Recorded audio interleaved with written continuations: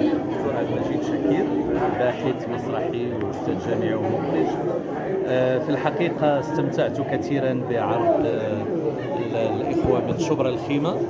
أنا صار لي زمان متابع المشروع من موسيقى حسب الله، يعني في المرحلة الأولى مع أستاذ انتصار، ثم بعد ذلك تابعت المجهود الجبار الذي قام به الأستاذ أحمد شحاتة مع هذه التوليفة الطيبة بين جميع الفنون، حضارة الكلمة المعبرة، حضر اللحن، حضر النغمة الجميلة، ثم حضر الأداء المتميز.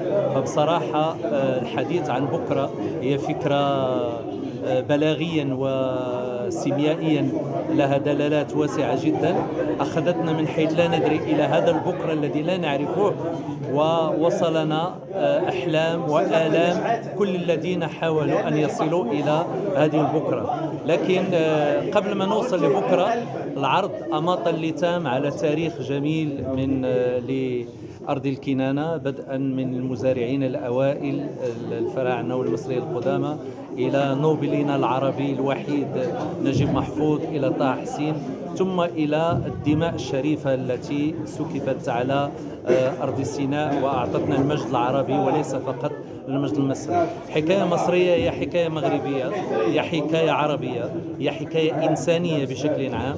استطاع ممثلان أن يقدمهما بعرق ودم وإحساس، فهنيئا لنا بكم أنكم كنتم أيقونة هذا المهرجان، ونتمنى أن نشوف المشروع إن شاء الله في صفحات أخرى عدا حدوتة مصرية والمشروع الأول تاع الحقيبة. تحياتي لكم جميعا.